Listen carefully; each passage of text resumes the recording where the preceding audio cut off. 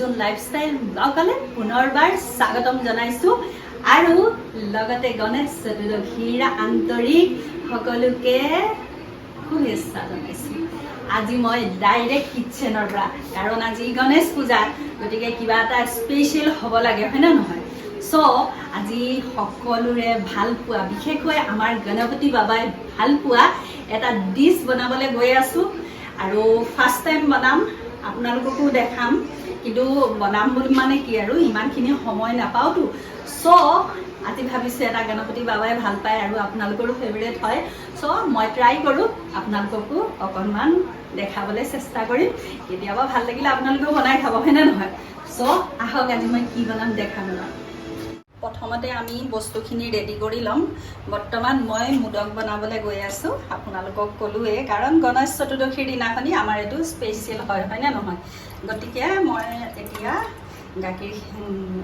বৰ্তমান গাখীৰখিনি গৰম কৰি লওঁ। একেবাৰে কথা ক'বলৈ ব্লগ বহুত দিন বনোৱা নাই যে, একেবাৰে জিভাখন নুঘূৰাই হৈছে। গাখীৰ আৰু অলপ দিয়া, তাৰমানে কি হয়, কেমেৰাটো মই কৰিছোঁ যে অকণমান হেল্প ল'ব লগা আছে। হ'ব গাখীৰখিনি আমি এতিয়া গৰম কৰিম। এই গাখীৰখিনি গৰম হোৱাৰ পিছত কেনেকৈ কি কৰিম গোটেইখিনি দেখাম, চাই থাকিব খালি। এয়া ড্ৰাই ফ্ৰুট লৈছোঁ, গুড় আছে, তাৰপিছত নাৰিকল ৰুকা আছে, তাৰপিছত পিঠাগুড়ি আছে। গোটেইখিনি একদম চিম্পুল হয়, কেনেকৈ আমি মোদক বনাব পাৰোঁ। মোৰ কিন্তু একদম ফেভৰেট হয় দেই, আৰু আপোনালোকে কেতিয়াবা কেতিয়াবা বনাই খাব পাৰিব। চ' আমি গাখীৰখিনি গৰম কৰি লওঁ, তাৰপিছত বাকীখিনি দেখাই আছোঁ দেই। গাখীৰটো গৰম হৈছে, তাতে এতিয়া কি কৰিম, অলপমান কেশৰ দি দিম। এই কেশৰটো দিয়াৰ মেইন কাৰণটো হ'ল কি, কালাৰটো অকণমান য়েল্ল' টাইপ আহে। এই কেশৰ দি দিম, চাওক আকৌ এই য়েল্ল' টাইপ আহি গৈছে, চোৱা লগে লগে। এইখিনি কেশৰ দি পেলাই মানে কি হয়, আমি মোদকটো বনাবৰ কাৰণে ফাৰ্ষ্ট টাইম আমাক গাখীৰ লাগিব। গাখীৰ নহ'লে কিছুমানে পানীৰ দি পেলাইও বনায়, কিন্তু মই পানী দিবলৈ বেয়া পাইছোঁ, সেইটো কাৰণে গাখীৰ দিছোঁ। এতিয়া গাখীৰটো গৰম হৈ গ'ল, তাৰপৰা এতিয়া আমি চাউলৰ আটাখিনি ধুনীয়াকৈ মাৰি লওঁ। গাখীৰটো গৰম হৈ থাকোঁতে এতিয়া চাউলৰ আটা লৈছোঁ। এতিয়া আমি চাউলৰ আটাৰখিনি ধুনীয়াকৈ অকণমান নিমখ দি দিছোঁ, কাৰণ মই গাখীৰত দিয়া নাই।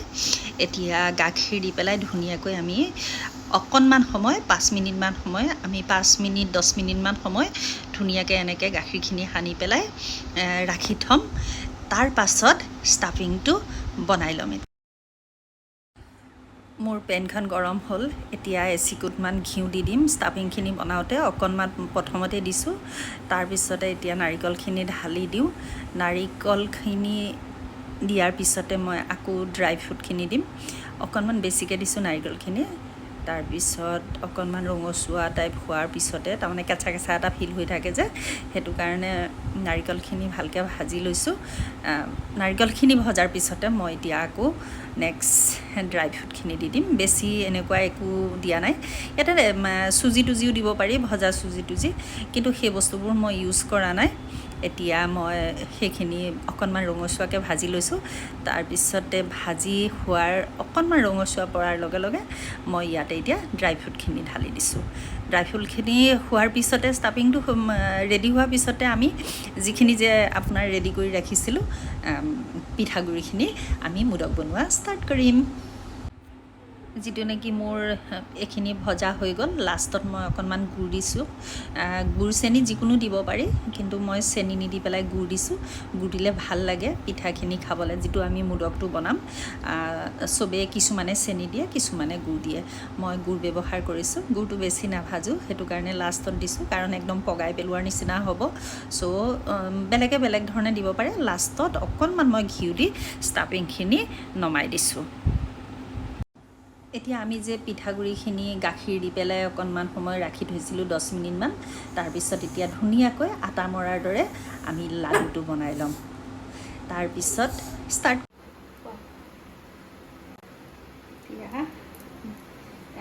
বাকীকেইটা নেদেখাওঁ, এটা বনাই দেখাই দিওঁ বস্তুটো, কাৰণ খাচাটো নাপালে যে এতিয়া হাতেৰে বনাব লগা হৈছে। মোদকটো আমি এনেকৈ ধৰণে জাষ্ট এটা আমি ম'ম' যেনেকৈ বনাওঁ, আপোনালোকেতো ম'ম' বনাব জানেই ন, খালি ষ্টাফিংটো ইয়াত দি দিম। অকণমান হেভি হৈছে, জাষ্ট এনেকৈ কৰিম।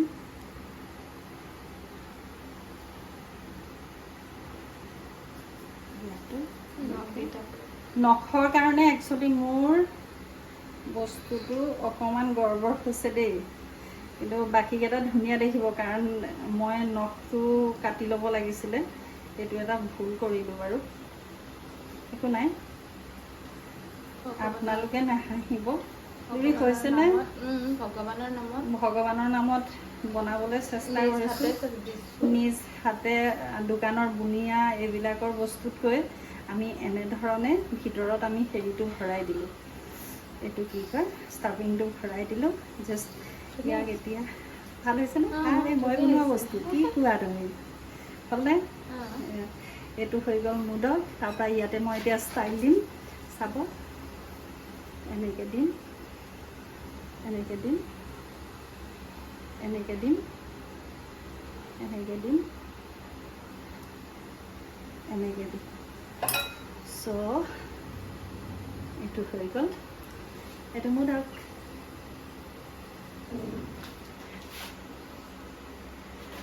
চ' এয়া চাওক এতিয়া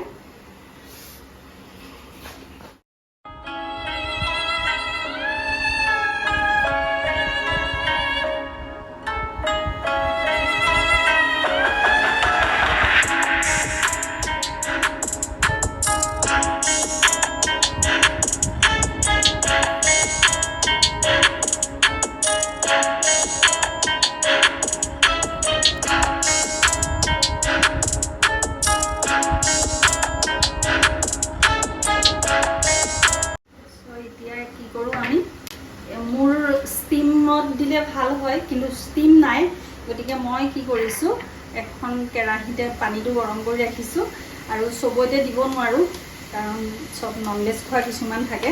চ' এখন জাল টাইপ মানে আছিলে, তাতে মই এতিয়া মোদকখিনি ষ্টিম কৰিম, তাৰ কাৰণে অকণমান ঘিউ সানি লৈছোঁ ইয়াতে। ইয়াতে এতিয়া মোদকখিনি মই বহাই দিম। দেখালে এয়া মোৰ মোদক, গোটেইখিনি মোদক এয়া দেখিছে চাগে।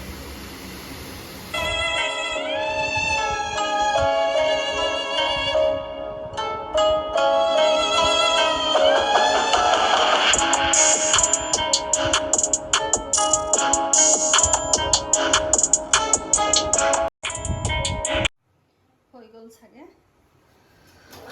কেনেকুৱা হৈছে নাজানো, আৰু ষ্টিম কৰিছোঁ ন, বঢ়িয়া, চাওকচোন কি ধুনীয়াকৈ সিজিছে, চাওক এবাৰ।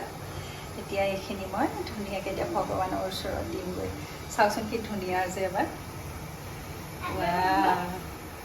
ভাল লাগিছে, চোৱা জুৰি বৰ ধুনীয়াকৈ সিজিলে, কি ধুনীয়া এইটোৱে। আজি মোৰ মোদক বনোৱা কাম কমপ্লিট হ'ল, আৰু মই এতিয়া ভগৱানক পূজা দিওঁ। তাৰপিছত ইমান দেৰি মোৰ ভিডিঅ'টো চাই থকাৰ কাৰণে আপোনালোকলৈ thank you so' much, love you all.